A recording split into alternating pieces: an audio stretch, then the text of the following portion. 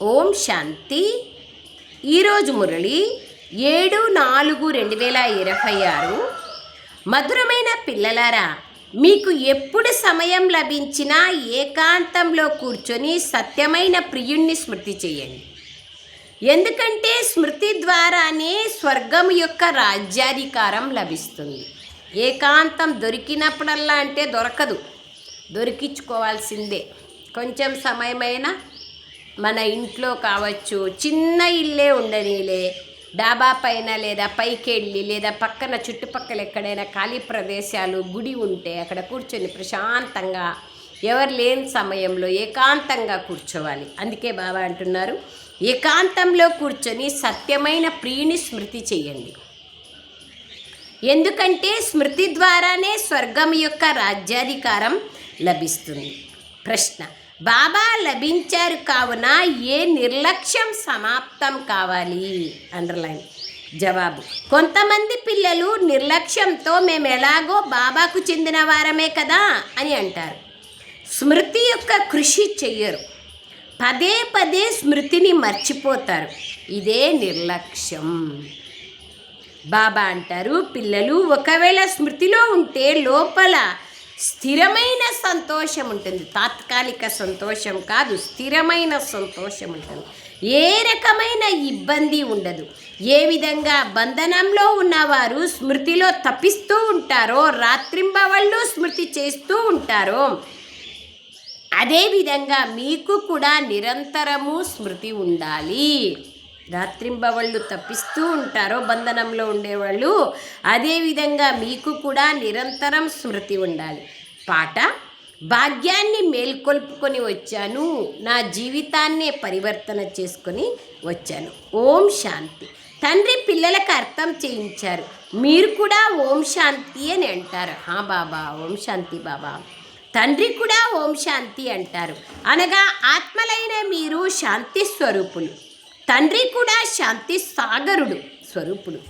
ఆత్మ స్వధర్మం శాంతి, పరమాత్ముని స్వధర్మం కూడా శాంతి. మీరు కూడా శాంతిధామ నివాసులు. తండ్రి కూడా అంటున్నారు, నేను అక్కడ నివాసినే. పిల్లలైన మీరు పునర్జన్మలు లేకొస్తారు, నేను రాను.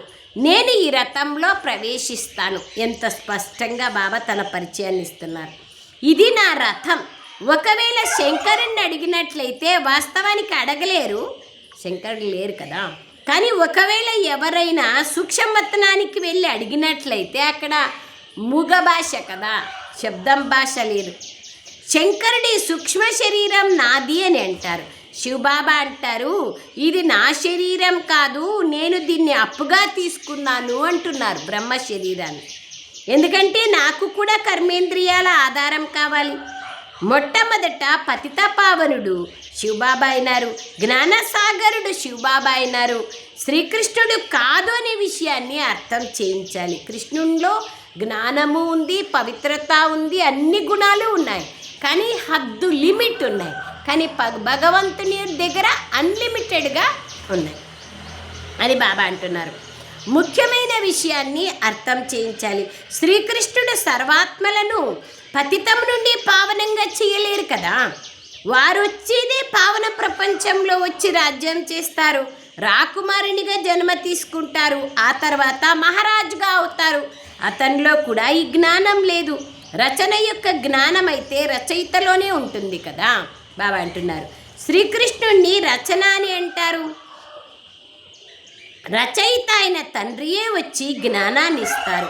ఇప్పుడు తండ్రి రచిస్తున్నారు, మీరు నా పిల్లలు అంటారు. మీరు కూడా బాబా మేము మీ వారము అంటారు. బ్రహ్మ ద్వారా బ్రాహ్మణుల స్థాపన అని కూడా అంటారు. లేదంటే బ్రాహ్మణులు ఎక్కడి నుండి వచ్చారు? సూక్ష్మవతంలోని బ్రహ్మ వేరే ఎవరో కాదు, పైనున్నవారే కిందనున్నవారు కూడా, కిందనున్నవారే పైనున్నవారు. సంపూర్ణ బ్రహ్మ, పురుషార్థి బ్రహ్మ. కిందుండేవాళ్ళు పురుషార్థి బ్రహ్మ, పైనుండేవాళ్ళు సంపూర్ణ బ్రహ్మ. బ్రహ్మ బాబా ఉన్నప్పుడు, ఇప్పుడు ఇద్దరు ఒకటైపోయారు కదా, ఇరువురు ఒక్కరే. అచ్చా, విష్ణువు మరియు లక్ష్మీనారాయణులు కూడా ఒక్కరే. వారు ఎక్కడి వారు? బ్రహ్మయే విష్ణువుగా అవుతారు, బ్రహ్మ సరస్వతులే లక్ష్మీనారాయణులుగా అవుతారు. మళ్ళీ వారే మొత్తం కల్పంలో 84 జన్మలు తీసుకున్న తర్వాత సంగమ యుగంలో బ్రహ్మ సరస్వతులుగా అవుతారు. లక్ష్మీనారాయణులు కూడా మనుషులే. వారిది దేవీ దేవతా ధర్మం. విష్ణువుకు కూడా 4 భుజాలను చూపించినారు, శంకుచక్ర గదా పద్మాలు చూపించినారు. లక్ష్మీనారాయణుల యొక్క కంబైన్డ్ స్వరూపం. ప్రవృత్తి మార్గానికి గుర్తుగా అలా చూపించారు. భారతదేశంలోనే ప్రారంభం నుండి ప్రవృత్తి మార్గం కొనసాగుతూ వస్తుంది. అందుకే విష్ణువుకి 4 భుజాలను చూపించారు. ఇక్కడ బాబా అంటున్నారు, బ్రహ్మ సరస్వతులు ఉన్నారు. ఈ సరస్వతి దత్తుపుత్రిక. వారి అసలు పేరు, బ్రహ్మబాబా యొక్క అసలు పేరు లక్కీరాజ్ బాబు. తర్వాత బ్రహ్మ అని పేరు పెట్టారు. శివబాబా వీరిలో ప్రవేశించారు మరియు రాధను తన వారిగా చేసుకున్నారు. సరస్వతి అని పేరు పెట్టారు. ఓం రాధే నుండి ఓం అమ్మ అయిపోయారు, సరస్వతిగా అయిపోయారు. సరస్వతికి బ్రహ్మ లౌకిక తండ్రి ఏమీ కాదు. వీరి ఇరువురికి తమ తమ లౌకిక తండ్రులు ఉన్నారు. ఇప్పుడు ఆ తండ్రులు లేరు. ఈ శివబాబా బ్రహ్మ ద్వారా దత్తు తీసుకున్నారు. మీరు దత్తు తీసుకోబడిన పిల్లలు. బ్రహ్మ కూడా శివబాబా కుమారుడే. బ్రహ్మ ముఖ కమలం ద్వారా రచిస్తారు. కావున బ్రహ్మని కూడా తల్లి అంటారు, పెద్ద తల్లి. బ్రహ్మ అనే పేరులోనే అమ్మ అనే శబ్దం ఇమిడి ఉంది. సృష్టికర్త బ్రహ్మ. బాబా అంటున్నారు, కావున బ్రహ్మని కూడా తల్లి అని అంటారు. మీరు తల్లి తండ్రి, మేము మీ పిల్లలము, మీ కృపతో మాకు అపారమైన సుఖం లభిస్తుంది అని పాడతారు కదా. బ్రాహ్మణులైన మీరు వచ్చి పిల్లలుగా అయ్యారు. ఇది అర్థం చేసుకోవడానికి చాలా మంచి బుద్ధి కావాలి. పిల్లలైన మీరు శివబాబా నుండి వారసత్వాన్ని తీసుకుంటారు. బ్రహ్మ ఏమి స్వర్గ రచయిత కాదు. స్వర్గ రచయిత జ్ఞానసాగరుడు శివబాబా అయినారు. ఆత్మకు తండ్రి జ్ఞానసాగరులు. ఆత్మ కూడా జ్ఞానసాగరునిగా అవుతుంది, మాస్టర్ జ్ఞానసాగరునిగా అవుతుంది. కానీ ఆత్మను జ్ఞానసాగరుడు అని అన్నారు. ఎందుకంటే సాగరుడు ఒక్కరే ఉంటారు, మీరందరూ నదులైనారు. సాగర్నికి తన శరీరం అంటూ ఏదీ లేదు. శివబాబాకి శరీరం లేదు కదా. నదులకు శరీరాలు ఉన్నాయి. మీరు జ్ఞాన నదులు. కలకత్తాలోని బ్రహ్మపుత్ర నది చాలా పెద్దది. ఎందుకంటే దానికి సాగరంతో కనెక్షన్ ఉంది. అక్కడ చాలా పెద్ద మేళ జరుగుతుంది. ఇక్కడ కూడా మేళ జరుగుతుంది. సాగరుడు మరియు బ్రహ్మపుత్ర ఇరువురు కలిసి ఉన్న స్థానం కుంభమేళ. ఈ మేళ చైతన్యమైనది, అది జడమైనది. ఈ విషయాలను బాబా కూర్చొని పిల్లలకు అర్థం చేయిస్తున్నారు. బాబాతో కలిసే ఈ మిలనం చైతన్యమైన మిలనం కదా. ఈ విషయాలు శాస్త్రాలలో లేవు. శాస్త్రాలు భక్తి మార్గం యొక్క డిపార్ట్మెంట్. ఇది జ్ఞాన మార్గం, అది భక్తి మార్గం. అర్ధకల్పం భక్తి మార్గం యొక్క డిపార్ట్మెంట్ నడిచింది. అందులో జ్ఞాన సాగరుడు లేరు. పరంపిత పరమాత్మ జ్ఞానసాగరుడైన తండ్రి సంగమ యుగంలో వచ్చి జ్ఞాన స్నానముతో అందరికీ సద్గతినిస్తున్నారు.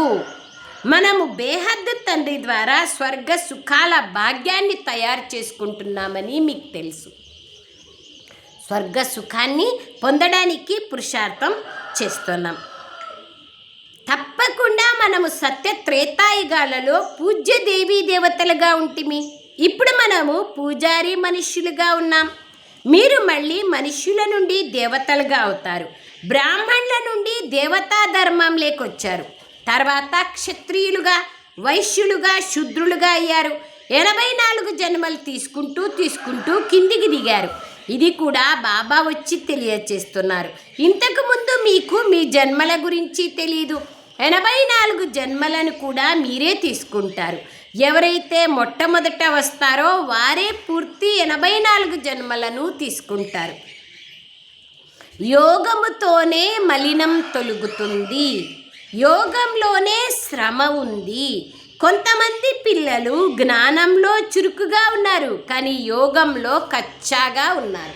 జ్ఞానంలో చురుకుగా ఉన్నారు, కానీ యోగంలో కచ్చాగా ఉన్నారు. బాబా అంటున్నారు, బంధనంలో ఉన్నవారు యోగం విషయంలో బంధనంలో లేని వారి కన్నా బాగున్నారు. లగన్ ద్వారా, బంధనం ద్వారా చాలా ఖుషీగా ఉంటారు. బాబాని బాబా బాబా బాబా అని గుర్తు చేసుకుంటూ ఉంటారు. వారు శివబాబాను కలుసుకునేందుకు రాత్రింబవళ్ళు తప్పిస్తూ ఉంటారు. కానీ మీరైతే బాబాను కలుసుకున్నారు, మీకు స్మృతి చెయ్యండి అని చెప్పడం జరుగుతుంది. అయినా మీరు పదే పదే మర్చిపోతూ ఉంటారు.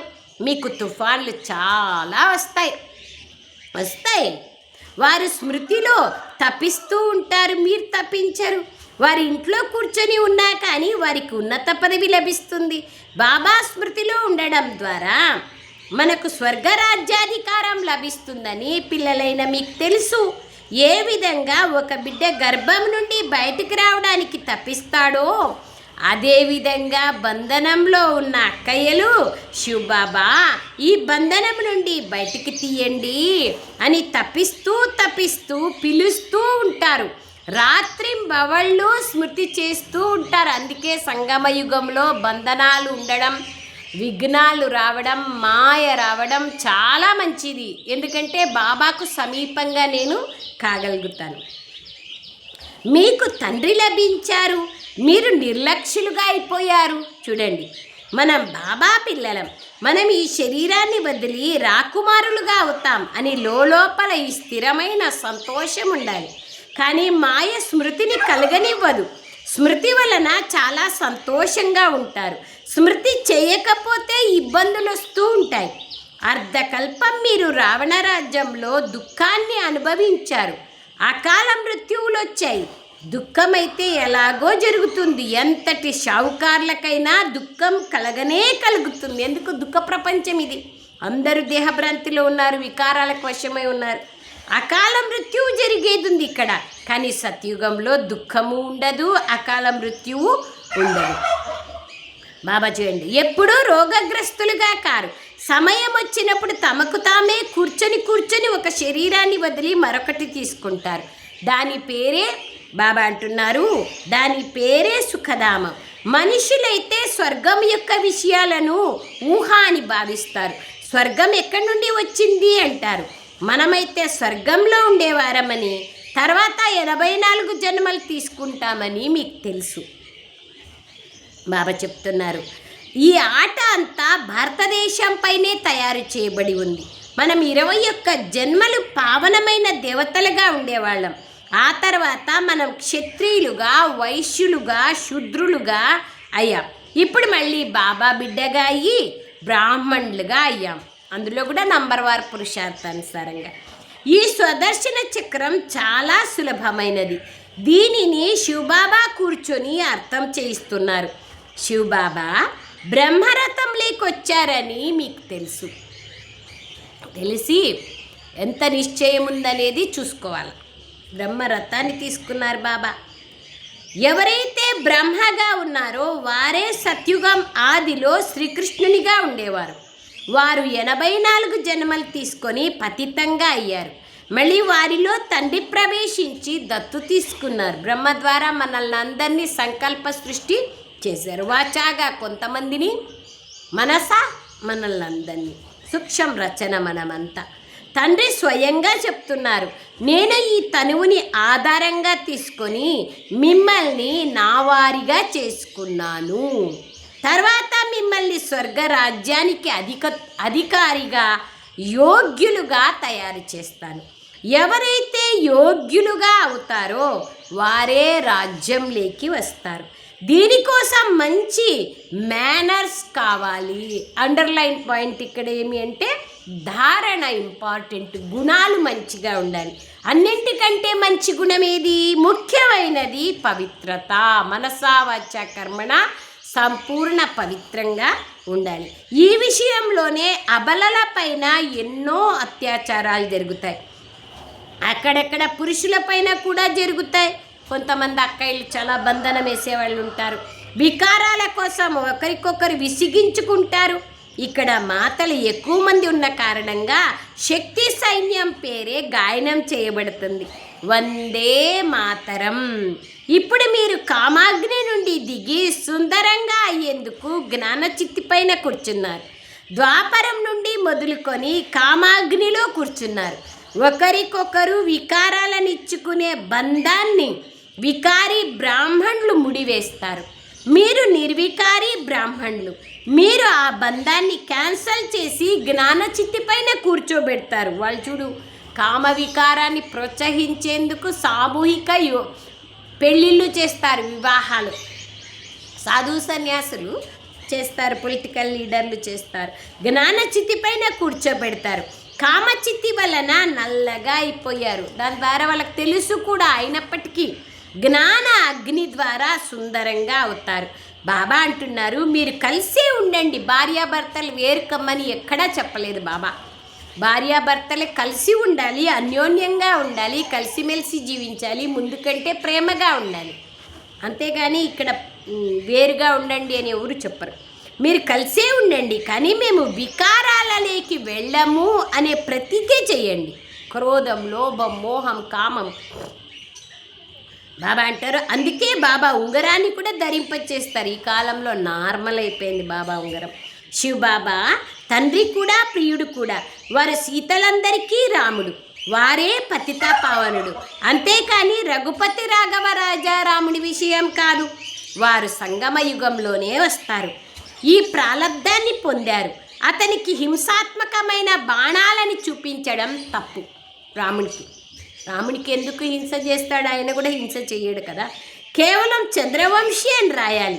శివబాబా వీరి ద్వారా మనకు ఈ చక్రం యొక్క రహస్యాన్ని అర్థం చేయిస్తున్నారు, ఇతరులకు అర్థం చేయించాలి.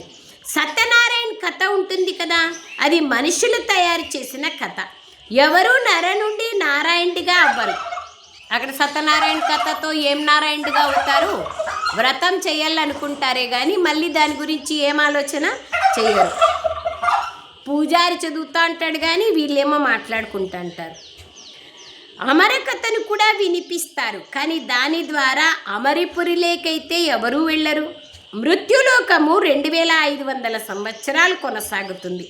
మూడవ నేత్రం యొక్క కథను మాతలు వింటారు.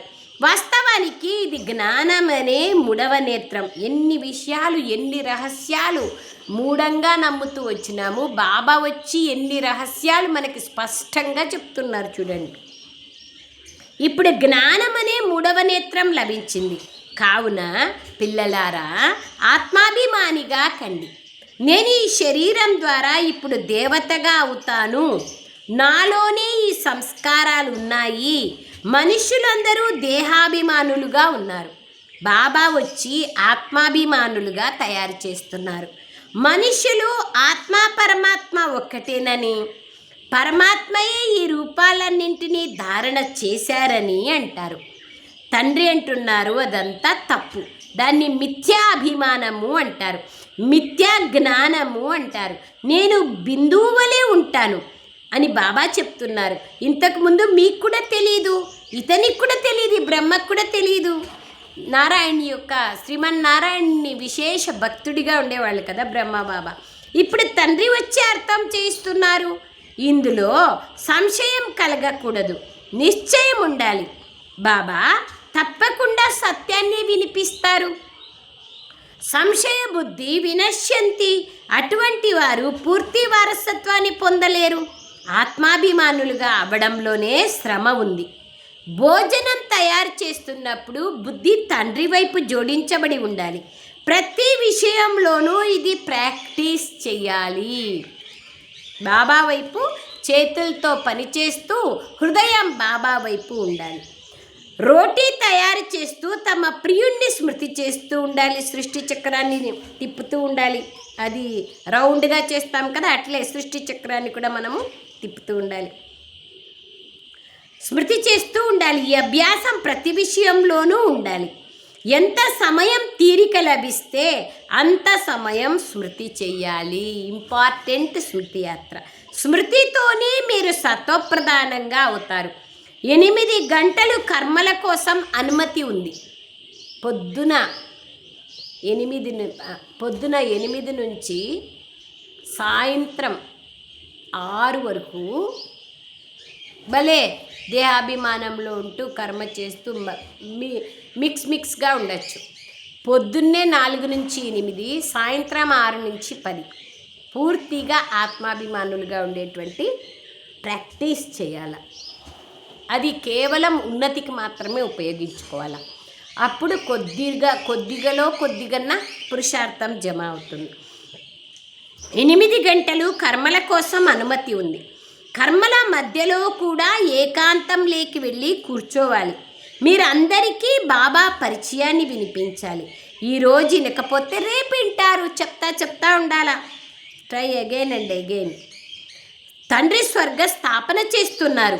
మనం స్వర్గంలో ఉండేవాళ్ళం, ఇప్పుడు మళ్ళీ నరకవాసీలుగా అయ్యాం. ఇప్పుడు మళ్ళీ తండ్రి నుండి వారసత్వం లభించాలి. తండ్రి భారతవాసులకే అర్థం చేయిస్తున్నారు. తండ్రి రావడం కూడా భారతదేశంలోనే వస్తారు. చూడండి, మీ వద్దకు ముసల్మాన్లు కూడా వస్తారు.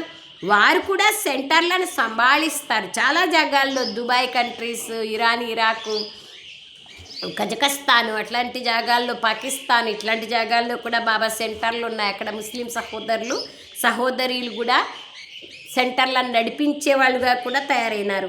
వారు శివబాబాని స్మృతి చేయండి అని చెప్తారు. సిక్కులు కూడా వస్తారు, క్రిస్టియన్లు కూడా వస్తారు. అనేక ఫారిన్ కంట్రీస్లో క్రిస్టియన్సే కదా.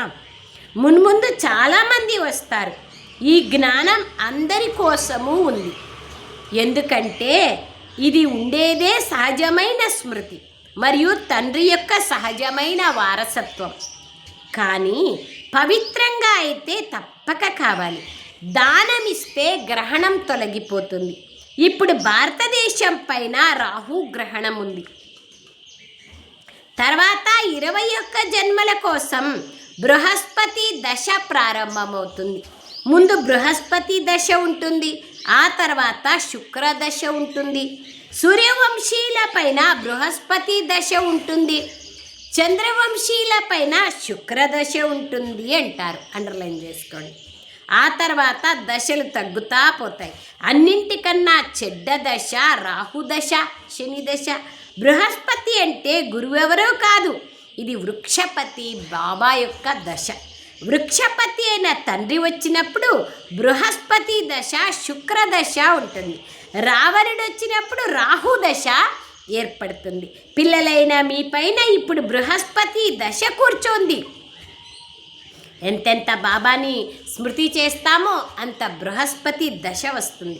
పవిత్రంగా అవ్వండి అంతే. ఇంకా వేరే ఏది బాబా మనకు కష్టాన్ని ఇవ్వరు. కేవలం పవిత్రంగా అయ్యే ధారణ చేయాలి. దానికోసం స్మృతి యాత్ర ముఖ్యమైనది. అచ్చా, मीठे मीठे सिखलदे बच्चों प्रति माता पिता बाप दादा का याद प्यार और गुड मॉर्निंग। रूहानी बाप की रूहानी बच्चों को नमस्ते। हम रूहानी बच्चों की रूहानी माता पिता बाप दादा को याद प्यार गुड मॉर्निंग और नमस्ते नमस्ते नमस्ते बाबा नमस्ते। थैंक यू बाबा। బాబా ఎన్ని విషయాలు తెలియజేస్తున్నారు చూడండి. బాబాకి ఎంత థ్యాంక్స్ చెప్పాలి కదా. Unlimited thanks. కూర్చుంటూ, లేస్తూ, తింటూ, తిరుగుతూ బాబాకి ధన్యవాదాలు బాబా, ధన్యవాదాలు తండ్రి చెప్తూ ఉండాలి. ధారణ కోసం ముఖ్య సారం: ప్రతి కార్యము చేస్తూ ఆత్మాభిమానులుగా అయ్యే ప్రాక్టీస్ చేయాలి.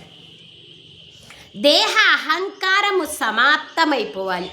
దీనికోసమే కృషి చేయాలి. రెండవ పాయింట్: సత్యుగి రాజ్యానికి యోగ్యులుగా అయ్యేందుకు మీ మేనర్స్ని రాయల్గా తయారు చేసుకోవాలి. ఇంపార్టెంట్ అది.